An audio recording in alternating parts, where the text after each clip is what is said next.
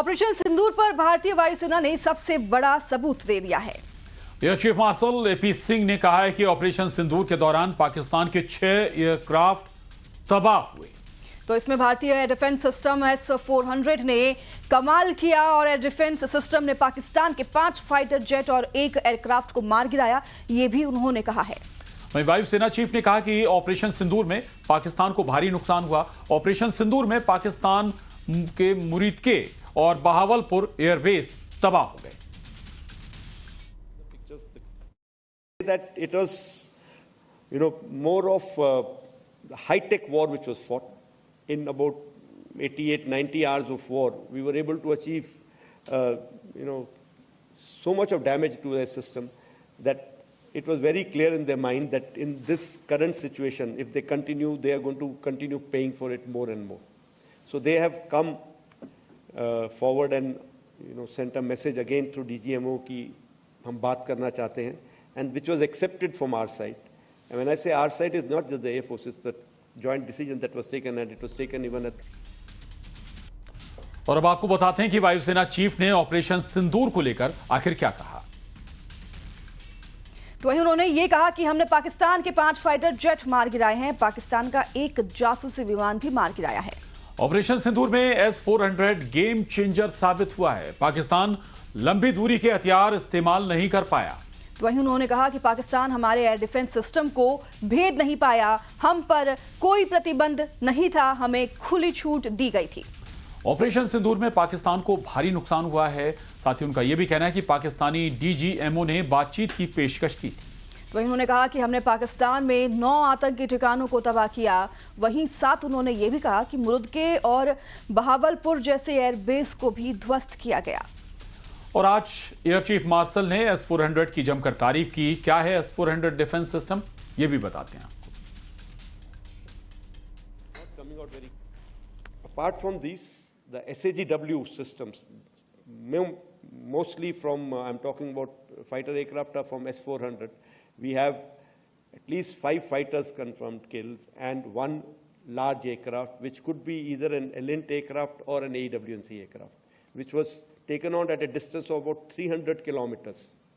This is the actually largest ever recorded surface-to-air kill that we can talk about. And you by the red dots that you see on the map were the 7 targets that were very close to the border and LC, and they were to be taken on by Army with their integral weapons. And those 2 blue dots, we've drawn them a little bigger. They were the. अब बात Samajwadi party नेता ST Hasan के बेतुके बयान की करेंगे, जहां धराली में आपदा पर ST हसन एक बेतुका बयान देते हुए नजर आए। उनका कहना है कि हिमाचल उत्तराखंड में दूसरे मजहब का सम्मान नहीं हो रहा है, इसलिए इस तरह की आपदा आ रही है। तो वहीं हसन ने यह भी कहा कि किसी धार्मिक स्थल पर बुलडोजर नहीं चलना चाहिए, इस दुनिया को चलाने वाला कोई और है। जब उसका इंसाफ होता है तो कोई नहीं बचता है। जब बयान पर अब सियासी बवाल मच गया है, तो इस पर ST हसन बैकफुट पर आ गए हैं और उनको अपने बयान को लेकर सफाई देनी पड़ गई है। चलिए अब दोनों बयान सुनाते हैं आपको जो उन्होंने धराली आपदा को लेकर दिए। कहता हूं कि देखिए, न जाने कितने सैकड़ों लोग मलबे में दबे हुए हैं और बड़ा अफसोस है और बड़ी हृदय विदारक घटना हुई है कि गांव का गांव साफ हो गया और ऐसी बारिश भी वहां पर नहीं हो रही थी। ये आपदाएं क्यों आ रही हैं आखिर? कभी हमें इस बात पे विचार करना चाहिए।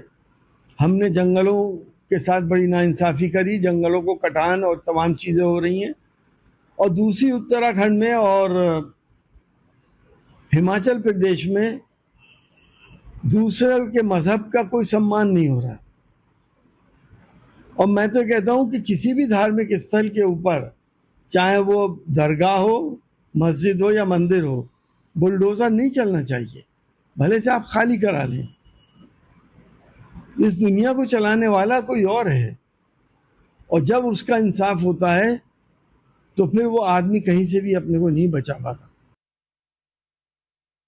हमें अफसोस है कि इतनी बड़ी आपदा हो गई उत्तराखंड में, लोग परेशान हो गए और कितने लोग मारे गए। हमारी सारी हमदर्दियां उन लोगों के साथ हैं लेकिन रूलर्स को इस बात का ख्याल रखना चाहिए कि ऐसी जगहों की बेहुरमती ना हो, चाहे वो मंदिर हो, मस्जिद हो, दरगाह हो, तो ज्यादा बेहतर हो। विपक्ष का काम तो यही है कि वो अलग तरीके से लेंगे, वो हिंदू मुसलमान करेंगे ही। मैं तो मंदिर का भी सम्मान करता हूं और मस्जिद का भी करता हूं, दरगाह का भी करता हूं। तो एसटी हसन भले ही अब अपने बयान पर सफाई दे रही हैं, लेकिन बीजेपी और कांग्रेस दोनों ने एसटी हसन के बयान को निंदनीय बताया है। और उत्तराखंड और हिमाचल में जो भी प्राकृतिक आपदा है, निश्चित तौर पर यह मानवीय मानवता के लिए बेहद कष्टदायी है।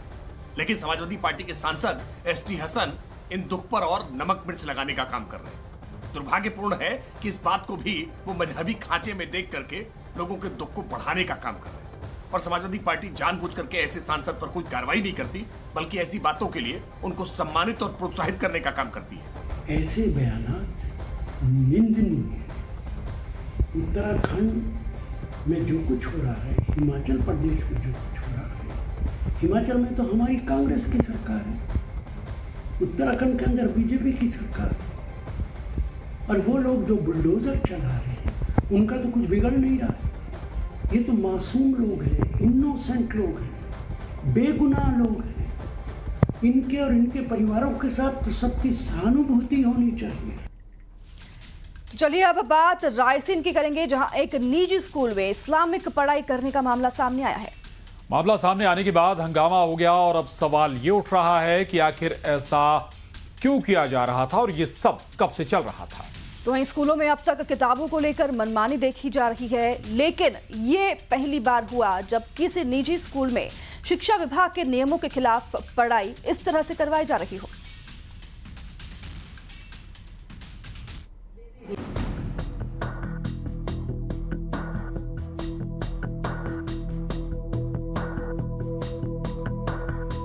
म से मस्जिद, न से नमाज, औ से औरत हिजाब में थी। वर्णमाला के इन अक्षरों को ऐसे ही पढ़ाया जा रहा है, जिस पर एक नया विवाद शुरू हो गया है। मामला एक निजी स्कूल का है, जहां इस्लामिक पढ़ाई को लेकर हंगामा हो गया। हंगामा तब हुआ जब स्कूल में परिजन और एबीवीपी के कार्यकर्ता पहुंचे। हंगामा हुआ तो मामले की सूचना पुलिस को दी गई। इसके बाद मौके पर पुलिस पहुंची और आपत्तिजनक सामग्री जब्त कर ली गई। हो रही है, इसको थोड़ा देख लो तो पट्टी पाड़ा बनाने मिलेगा। तो उसमें एक औरत थी हिजाब वाली, तो मेरे मन में आया एक मुस्लिम व्यक्ति का वो है, तो मतलब हिजाब में औरत है। तो फिर मैंने देखा खोल के, तो उसमें ना से नवाज, का से कावा, वहाँ से मस्जिद, तो वो भी जो उर्दू के नीचे बिंदी लग रही थी, पूरी बिंदी पूरी उसमें वही चीज थी। तो फिर मैंने थोड़ा शिवम भैया है उनको बताया, भाई बताया, तो फिर ये ऐसा हुआ। निजी स्कूल में इस्लामिक पढ़ाई को लेकर एबीवीपी ने प्रशासन